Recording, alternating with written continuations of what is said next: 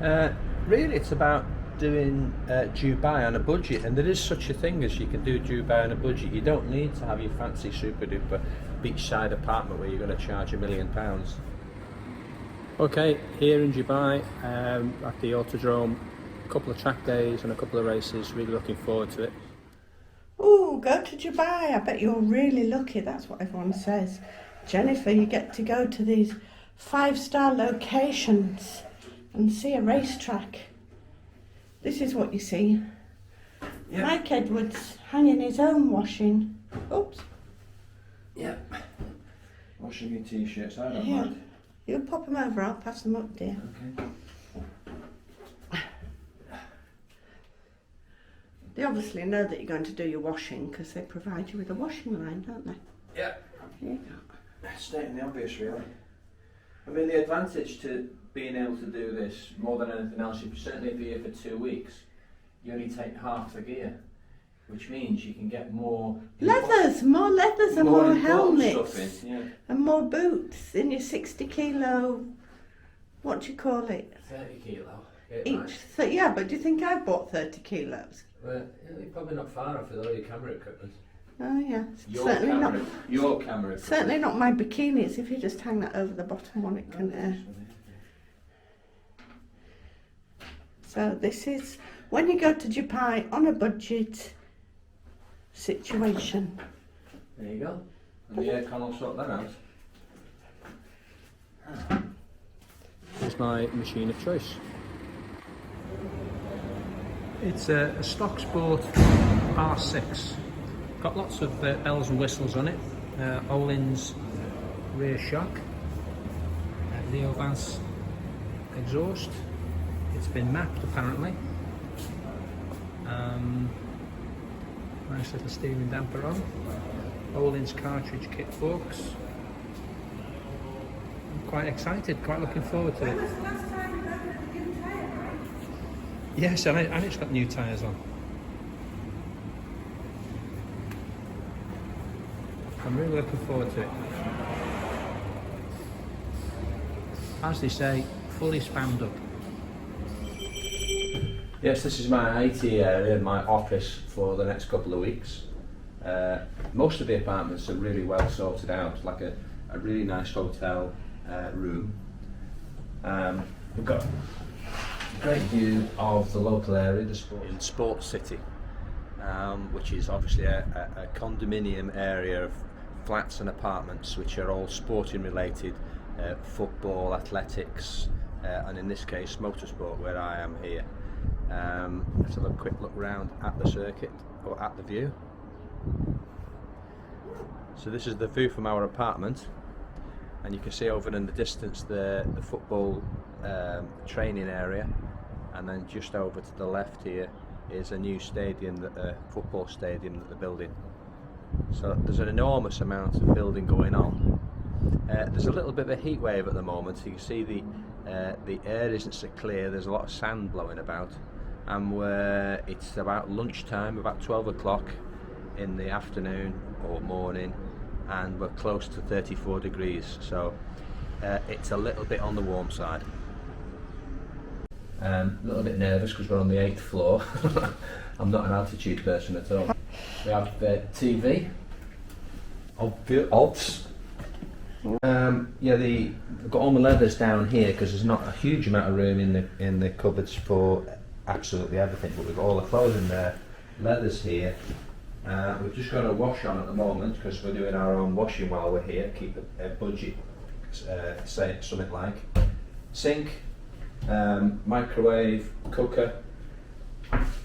And can you tell them the problem with that bloody fridge? You open the door there, and then you have to open that door the other way. So I think I need to drop a letter to the management. I almost did it myself because it's not exactly rocket science, but I thought I'd better not start mulling about with the doors. But it needs turning around, doesn't it?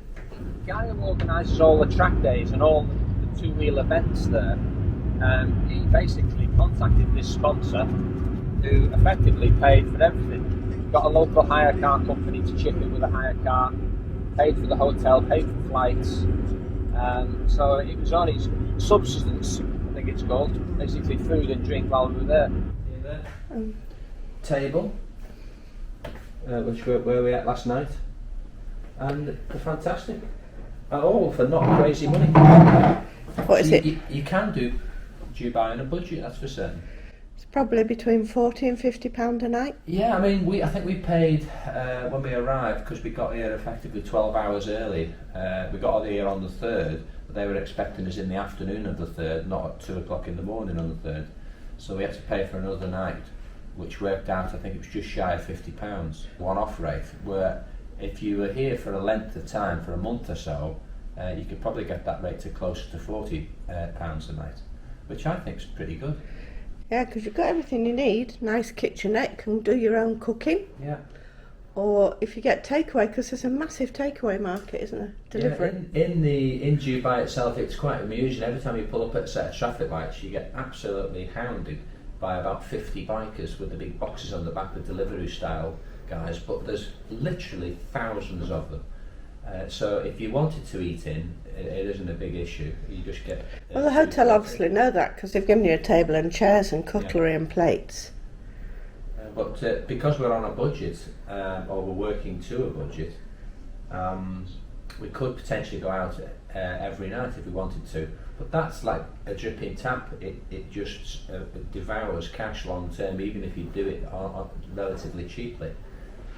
You can obviously burn cash by going to the malls and eating in really nice restaurants, which is nice periodically. But as I said, that really does burn cash. So we just do supermarket shopping and eating. What's that bag you've got on the back of the sink there, Mike? Absolutely essential. Quaker oats for breakfast in the morning. Oats, yoghurt and fruit, which is our breakfast of choice. Bring your own tea bags, because they don't seem to quite understand Yorkshire tea. You can get Liptons and every sort of flavour you can possibly imagine, but it's not real tea, is it, at the end of the day? So Yorkshire tea is what we've brought with us. 35, 36 degrees, it's not great for walking about, but when we're up in the mountains it might cool off a little bit, and it might get a bit of a breeze up. Thanks to everyone whose support helps to keep me on track.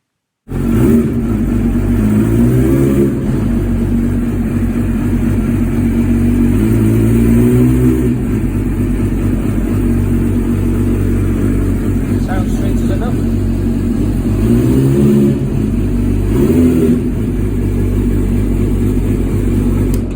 Can't wait to make that yum.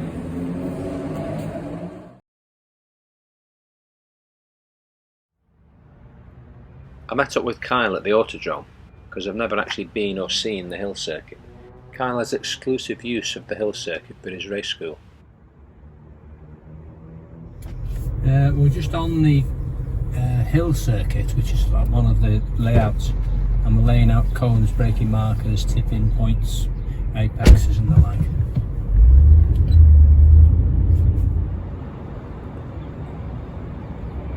It's really great to work with someone like Kyle because he's so enthusiastic.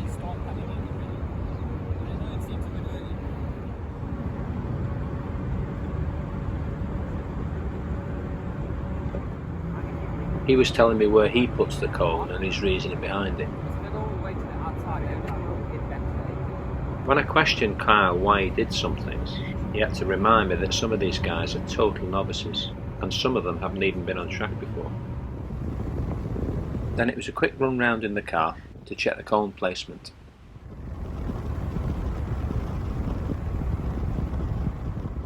Dusk is coming quite quickly now and it's getting quite late, so tomorrow's a school day, so we better get back to the apartment.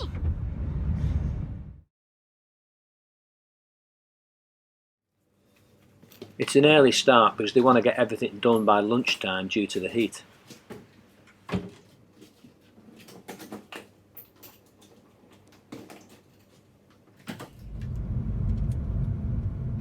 The buildings do make for a spectacular view, particularly in the morning.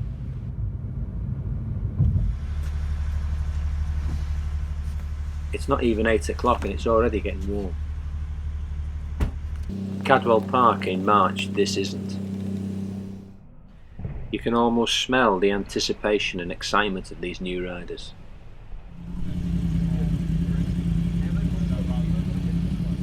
Kyle just talked me through the procedure before going out onto track.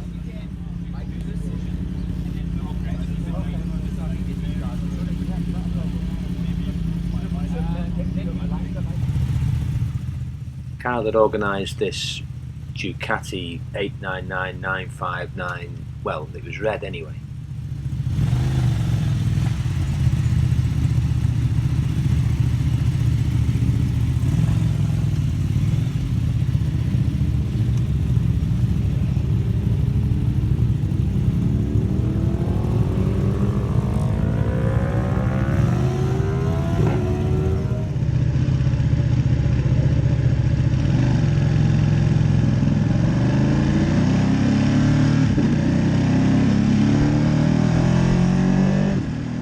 Then it was out onto the circuit for some very steady sighting laps.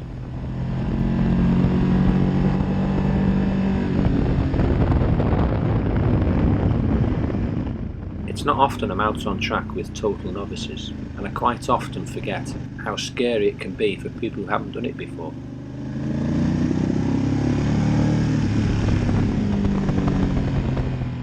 Even in this small group of just 5 riders, there was a massive differential in ability.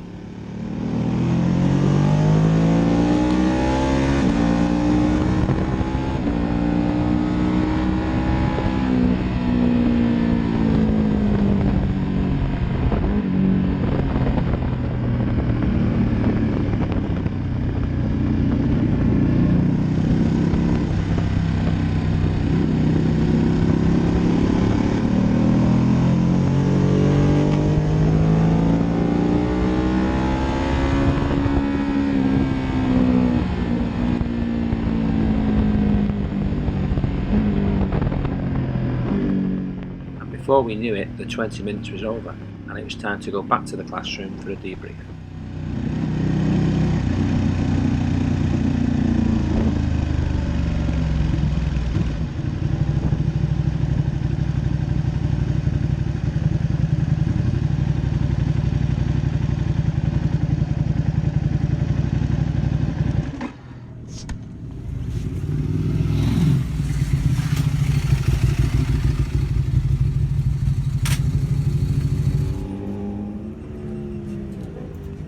It was 9 o'clock in the morning and it was 30 plus degrees.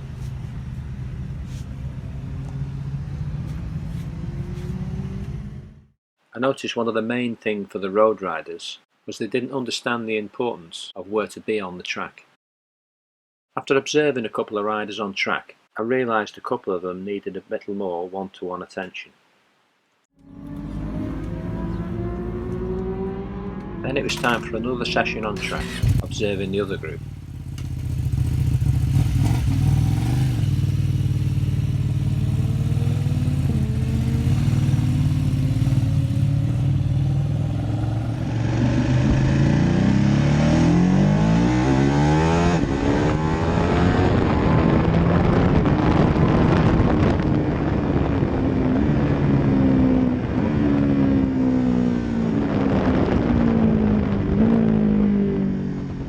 Towards the end of the morning, people's confidence was growing, albeit slowly.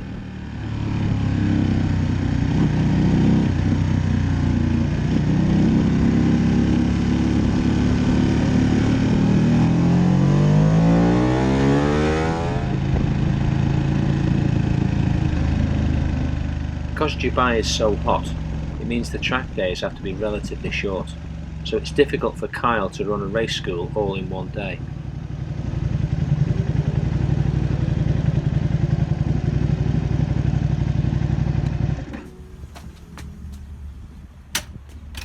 So it's back to the office for the debrief, in air-conditioned luxury, and a roundup of what everybody's learnt, ready for next week, for when they come back and move on to the next stage. And this is some onboard of the hill circuit with a little more pace.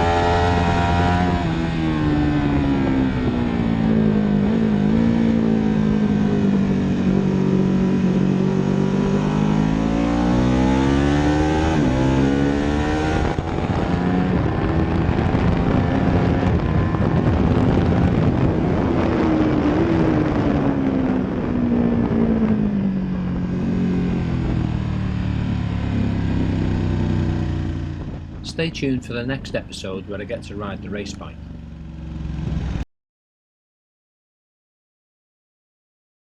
Well, it's the morning of the track day, and out of the apartment I look out and it's already Scorchio. Scorchio! Not exactly what you need when you've got to put a helmet on and a set of leathers. On the way up to the track, my worst fears are confirmed. In the garage, the idea is keep the garage door shut and the evil sun out. Evil sun! Give the aircon a little bit of a chance. And then it's time to see what riding one of these new R6s is all about.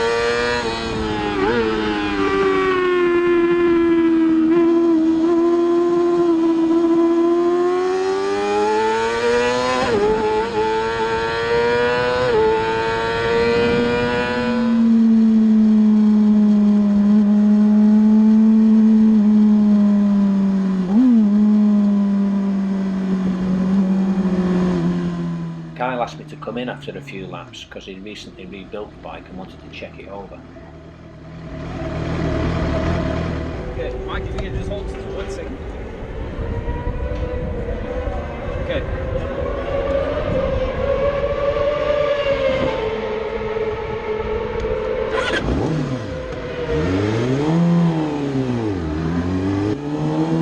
Now Kyle would give us the okay, I could open it up and give it some welling.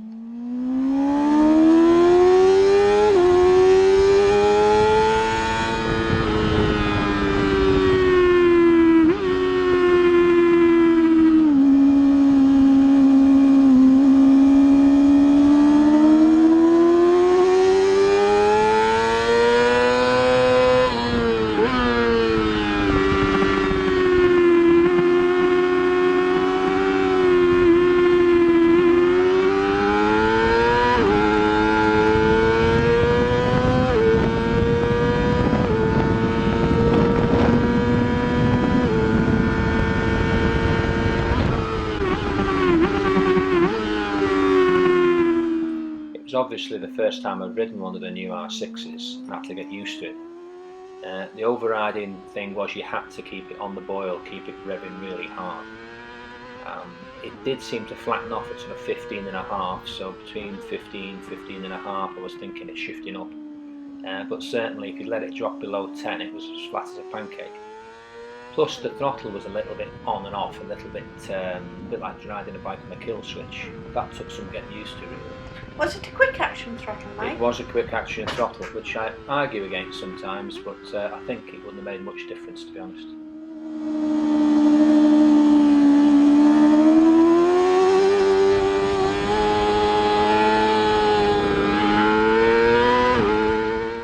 I find it quite important on a track day not to just ride round, try different things on the bike, experiment with what works and what doesn't work. Before you know it, the 20-minute session soon goes, so if you just use session by session to make the changes, you tend to waste the day. So you can try different things on different sections of the course.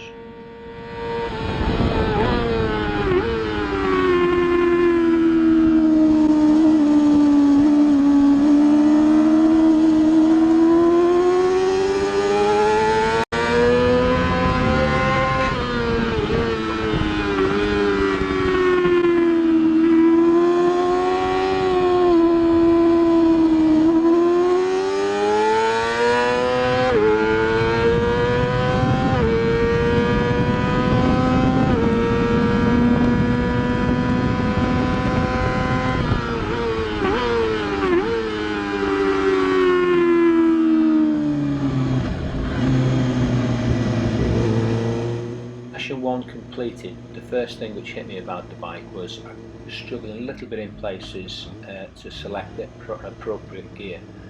Now it was a combination of was I in the right gear or did I need to pick the pace up in that section. Maybe the more laps I did I'd go faster, or maybe the gear would help me go faster. It was one of the things I wanted to talk to Kyle with to find out what was the best selection of what he thought would work.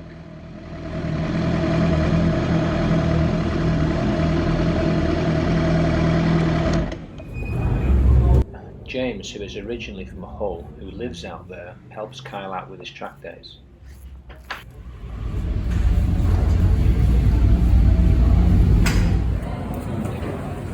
I think someone ran into the back of us. Is that? Yeah, somebody ran into the back of us. The back of you? Yeah. Well, sort of here.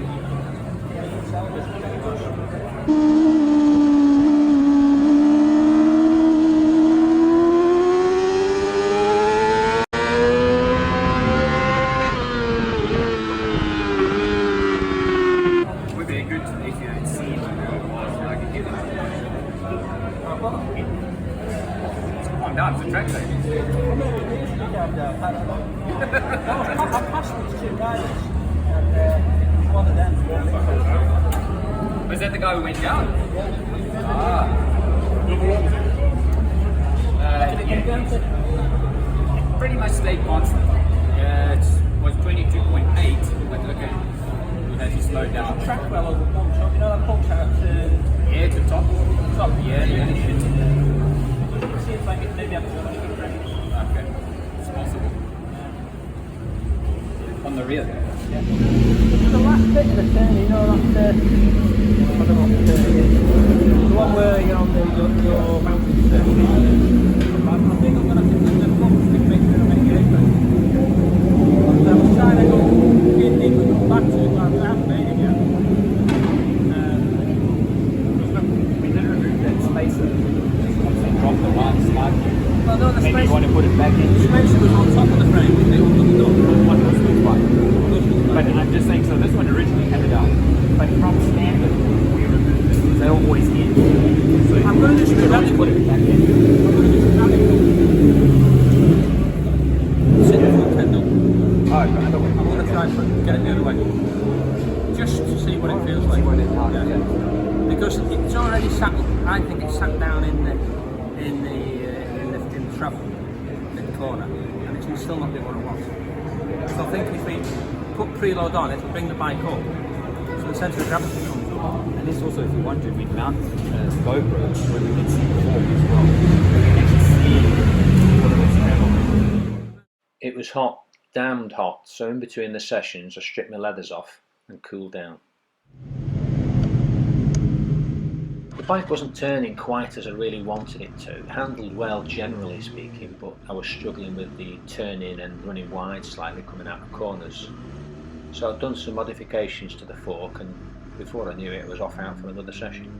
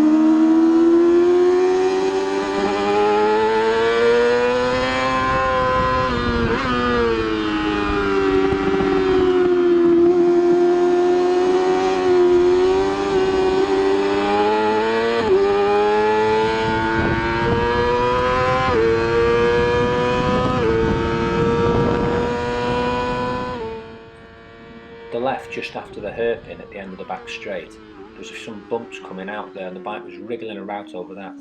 So I knew as soon as I came in at this session, I'd do some modifications to the rear to try and keep the back end more settled.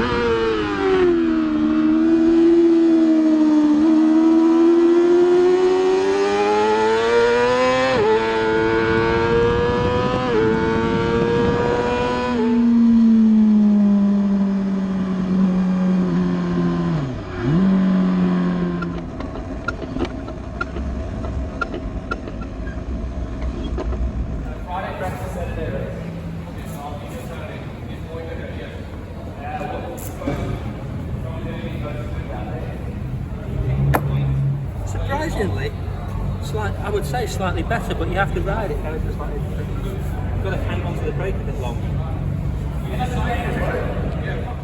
I sorted the bike over the bumps at that left. I took off a little bit of compression damping with the idea of making the bike more compliant over the bumps. And yes, it was still hot.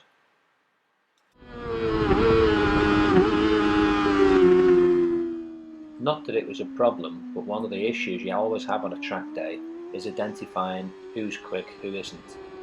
So passing traffic, you have to be quite wary of what they're going to do and what they're getting up to.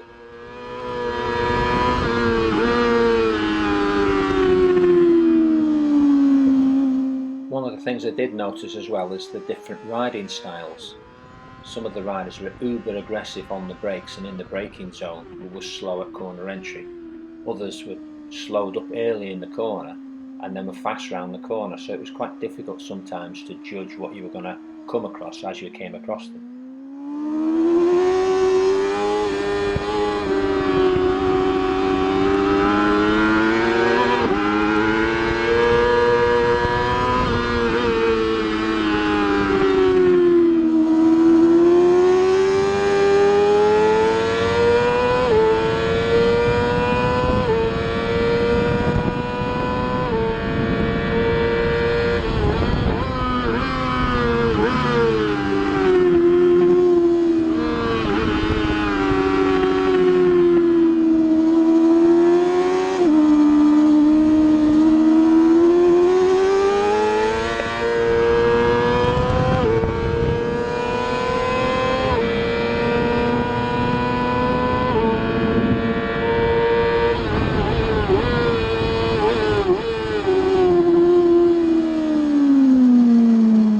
Kyle had worked really hard setting up the bikes for the Waleed race team, one of the bikes which I was using, so it was great to give him some good feedback. Well, that was me done for the day, off for a shower and then some delicious. Well, race day had finally come around and it was hot. It was so hot even the locals were complaining.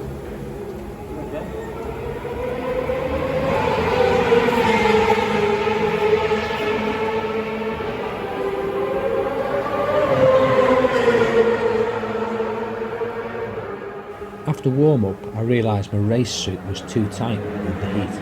My coaching suit's got a bit more room in it, so that'll allow a bit of breeze to get through, ready for qualifying.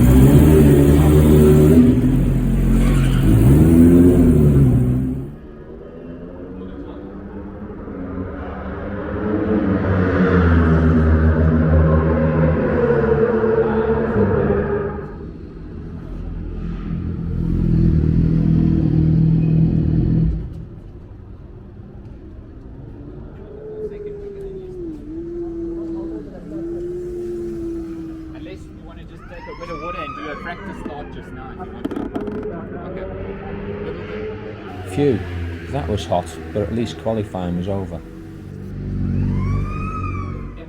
So I went to see what Usman thought of it. I had a moment on mine, so I ran all the way out of the track and came back.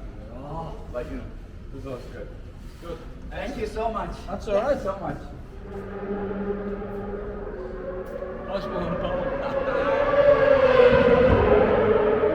So was that gearing better? I prefer that gearing, to be honest.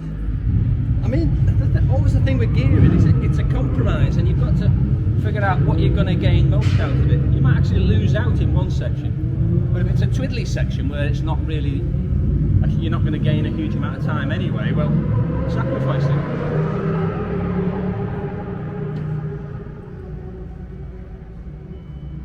And what's the grip like out there? With new tyres, a lot better. No, the tyres make a hell of a difference, but reality is just qualify and all the bullshit stops with a good start and get on with it in the race. Osman's always keen to learn riding techniques.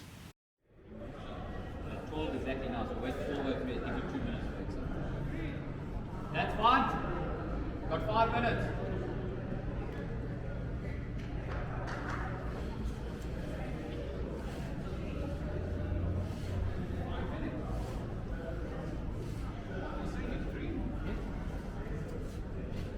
Nobody wants to sit down. I don't blame them.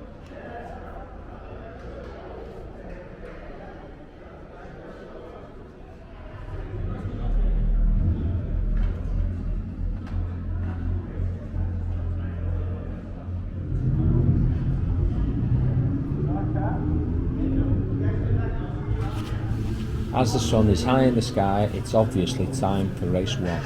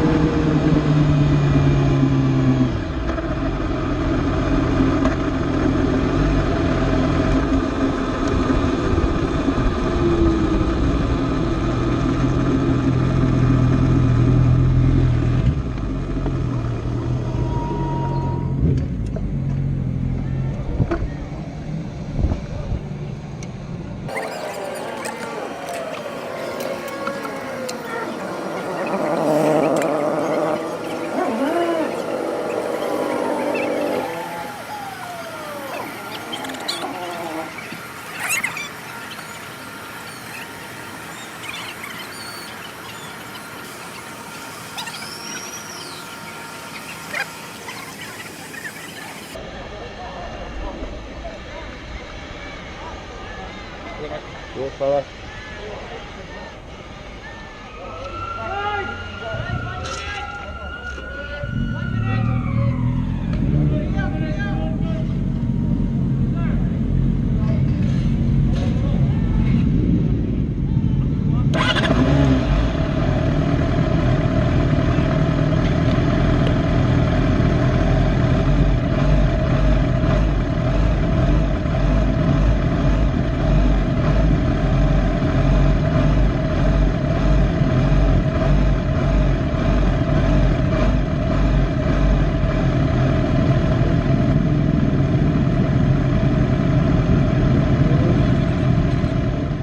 Normally the warm-up lap's a great chance to practice your race start, but because the bikes were so hot due to the conditions, I nursed it round on the lap to try and keep the temperature down.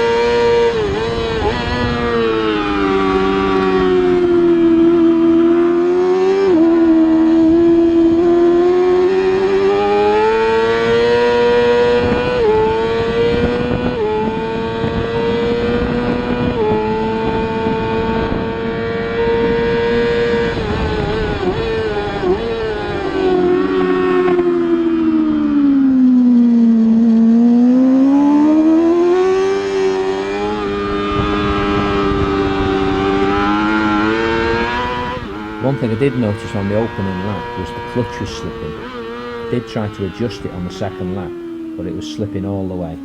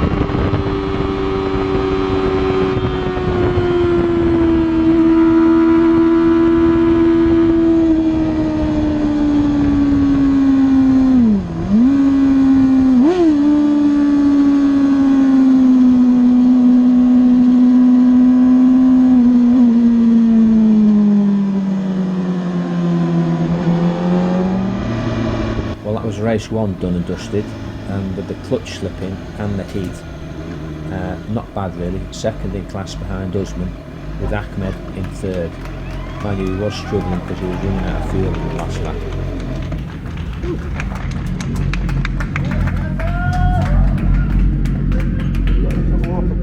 He's got some. Yeah. Do you want an ice pack?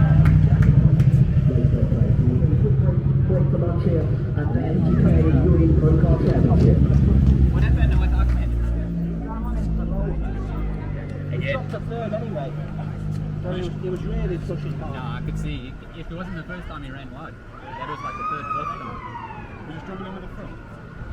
No, I'm pushing this area. Need to get out of the shot. So you whole shotted it because I heard the commentator going on about you. What happened? Yeah, basically the first start I done on the R6 properly, and no, bagged it, just kept the revs right up, had the clutch until the wheel was pouring in the air, until it ran out of revs, hooked second. It's not rocket science. But no, after about 4 laps I was spent. Thank you. You're right, it's so well, so proficient, efficient. Careful of this. Line's good, strength good. Thank you so much. I had a contact with me on the yellow flags. Yeah, after 5 laps, I was finished. Yeah. That's why I waved you past. I thought I'll let you hold the pace, you know. You want more water? Ahmed, he just tried. If it would bring it back a little, it would be. Who was this? Who's this? Ahmed. You went and turned one like a rocket. Did you see it? I think it was the guy who. Saeed? Yeah, so He wasn't gonna stop ever. I saw him come and I was like, this man will have the best brakes on the planet to be able to make this corner. He didn't make it. I didn't know what it was, I just carried on. But that pushed people away so I could stay behind you. Yeah. But we were just like, I can't, let's get my life. Can't. Good race. Yeah. just feel that's all it was. It's if you want, my bike is this side, but this side, but but now I go full fuel. Yeah. But good guys, it's strong. I'll still try.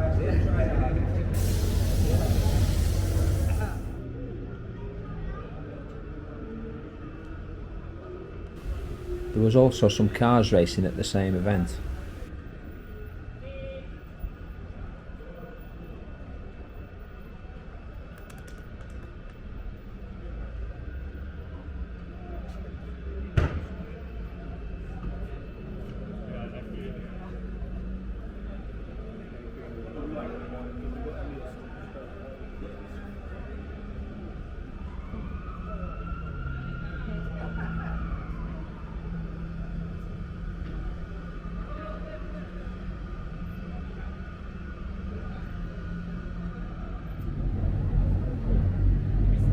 For race 2, the series sponsor and the team owner, Waleed, turned up, so I had to pull my finger out.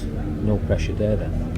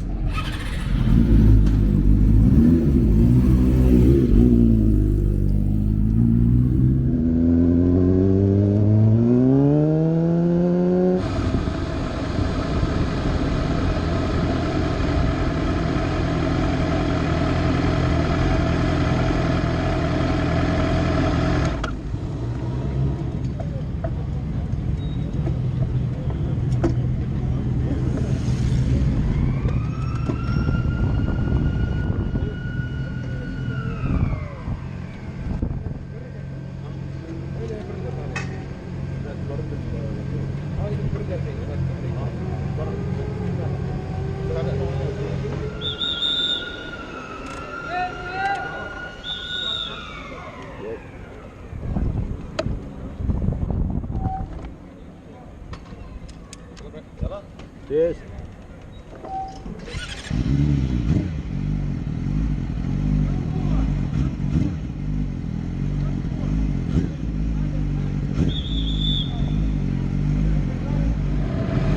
For race 2 it was even hotter, and even though we'd sorted out the clutch, the bikes were running so hot it was really important on the sighting lap and the warm-up lap to keep the revs down so their bikes were as cool as possible for the start.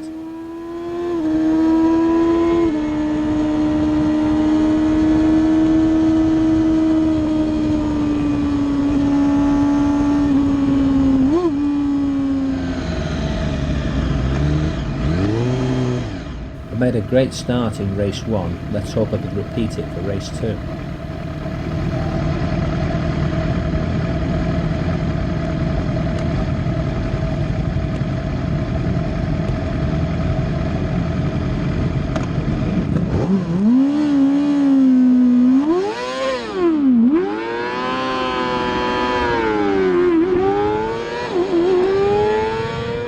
Water shocker.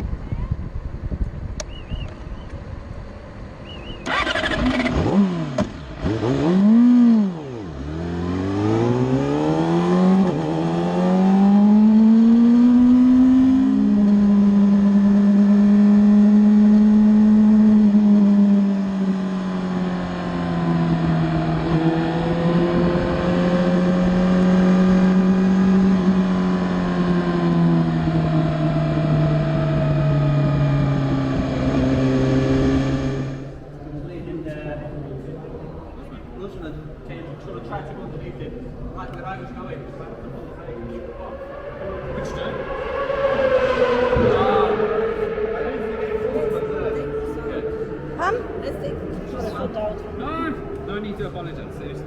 I mean, that's his fucking Roman. Oh no, it just wouldn't start when I got back on it. Plus, I couldn't road with this anyway. Okay. Yeah, who do you think you are? I don't think Quattraro? sorry, but you had a ride through anyway as well. Had I? Yeah, that was your last lap through, right?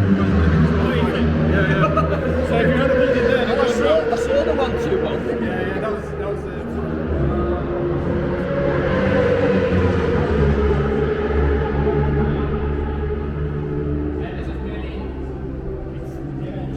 I'll give you a yellow wristband. So, okay, you just watch.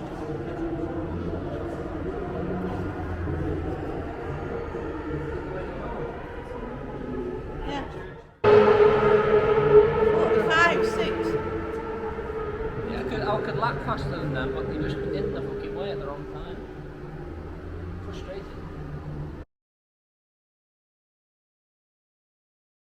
After I was eventually let out of the medical centre due to my pulse rate being too high apparently, the series sponsor Waleed waited back and presented my second place trophy.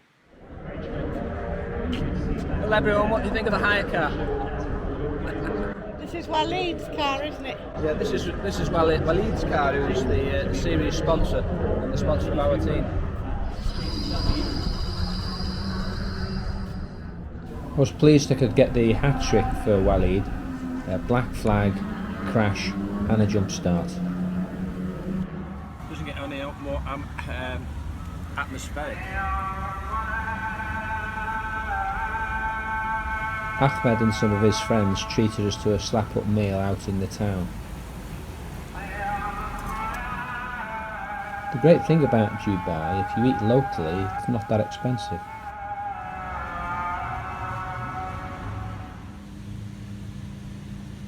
Then it's time to check out at Dubai. We'd had a great time. It's a fabulous city. Really love it. Can't wait to go back.